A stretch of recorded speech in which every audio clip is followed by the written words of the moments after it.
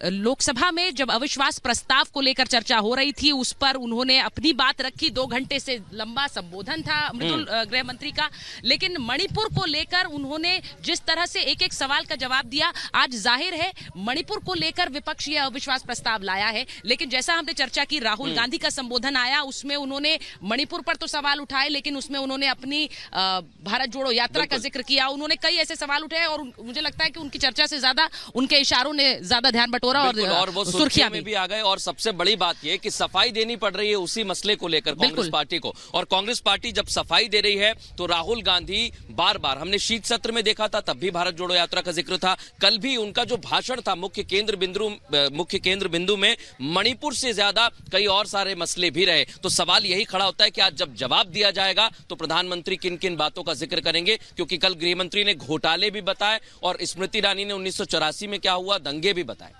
उन दंगों का जिक्र भी किया, लेकिन सबसे अहम यह बात है कि इस पूरे सदन को चलने नहीं दिया गया मृदुल, और चलने नहीं दिया गया इस वजह से कि मणिपुर पर प्रधानमंत्री जवाब दे। लेकिन जब दिल्ली सर्विसेज बिल आया तो किस तरह से व्यवस्थित ढंग से चर्चा हुई, ये भी इस देश ने देखा। और उस बात को भी बार बार सत्ता पक्ष की तरफ से उठाया गया कि क्या बाकी जो बिल्स थे क्या वो महत्वपूर्ण देश के लिए नहीं थे, उन पर भी उसी तरह से चर्चा हो सकती थी, लेकिन वो हुई नहीं। मैं एक बार जरा ये भी कहूंगी कि हम अपने मेहमानों को भी जरा आमंत्रित कर लें। प्रोफेसर कुमार अगर हमारे साथ जुड़ जाएंगे, क्योंकि मैं ये बार बार कह रही हूं कि आज प्रधानमंत्री नरेंद्र मोदी का संबोधन है। दोपहर 4 बजे प्रधानमंत्री नरेंद्र मोदी संबोधित करेंगे और इस चर्चा पर विपक्ष ने जो अविश्वास प्रस्ताव मोदी सरकार के खिलाफ लाए हैं उसका जवाब देंगे प्रधानमंत्री नरेंद्र मोदी दोपहर 4 बजे। उस संबोधन पर सबकी नजरें लगी हुई हैं मृदुल, और आपको लगता है कि आपका आकलन क्या कहता है, किन किन मुद्दों पर प्रधानमंत्री आज बोलने वाले? देखिए, आज मुद्दे बहुत ज्यादा गर्मजोशी के साथ उठाए जाएंगे, वो मुद्दे जो यूपीए को कटघरे में खड़ा करेंगे, क्योंकि ये वही सरकार रही है जो अविश्वास प्रस्ताव कई मर्तबा लेकर आई है।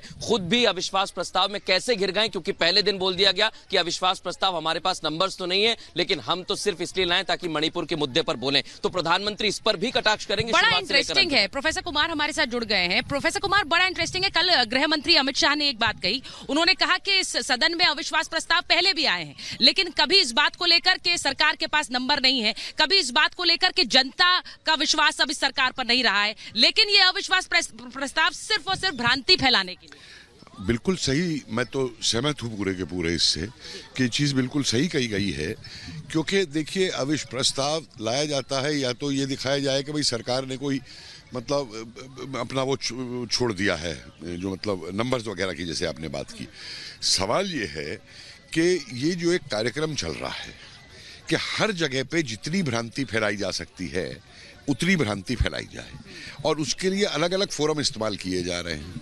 यही नहीं कि पार्लियामेंट हो रही है, वो एक हमारे यहाँ का जर्नलिस्ट है, वो कतार में अल जजीरा के चैनल पे जाके बोलता है कि डेमोक्रेसी स्थापित होनी चाहिए। किस देश में बोल रहा है जाकर के जहाँ डेमोक्रेसी का कोई मतलब नहीं है, शेकडम नहीं है पूरा लेकर के। अमेरिका में जाके क्या बोला जा रहा है, वो अभी आपके सामने पूरा चैनल का रिवील हुआ है। चाइना वाला जो ऑनर करने वाला है, सोरोस ने ओपन डिक्लेरेशन की है कि मैं इतने मिलियन खर्च करूंगा सरकार को करने के लिए। तो ये जो प्रोपेगेंडा चल रहा है, और मुझे सिर्फ अफसोस इस बात का है कि जिस तरीके की भाषा भी पार्लियामेंट के अंदर इस्तेमाल की जा रही है। देखिए, बड़ी डिबेट्स होती थी, ऑपोजिशन ये बीजेपी वगैरह सब लाते थे। कभी इनकी वाजपेयी की उस जमाने की स्पीचेस सुनिए, या लोहिया की स्पीच सुनिए, या आचार्य नरेंद्र देव की स्पीच सुनिए, या चरण सिंह की स्पीच सुनिए, चंद्रशेखर की स्पीच सुनिए। किसी भी ऑपोजिशन के लीडर ने अपनी मर्यादा जो भाषा की थी उसको नहीं। जो आप बात कह रहे हैं भ्रांति फैलाने के लिए लाया गया है, एक बार मैं अजय जी से पूछ लेती हूँ। अजय जी, क्या भ्रांति फैलाने के लिए आ गया? मृदुल, अगर आप बाकी मेहमानों से भी बात कर ले, भ्रांति फैलाने के लिए आप लोग, आपके पास पता है, आपको नंबर नहीं है। देखिए, भारत में लोकतंत्र है और लोकतंत्र की खूबसूरती यही है कि हम अपनी बात रखें। लोकतंत्र है, लोकतंत्र है। आपके नेता तो हमेशा कहते हैं लोकतंत्र ही नहीं है। हमारी पार्टी में लोकतंत्र है। मान तो लिया आपने लोकतंत्र। हमारी पार्टी में, मैं इंडिया की बात कर रहा हूं। आपने कहा भारत में लोकतंत्र है। भारत और इंडिया एक है। हाँ। तो इंडिया में लोकतंत्र है, और जहाँ तक हम अपनी बात रखेंगे, संख्या कम है फिर क्या हो गया, बात रखने का अधिकार है हमारे को, और इससे पूर्व भी होता है।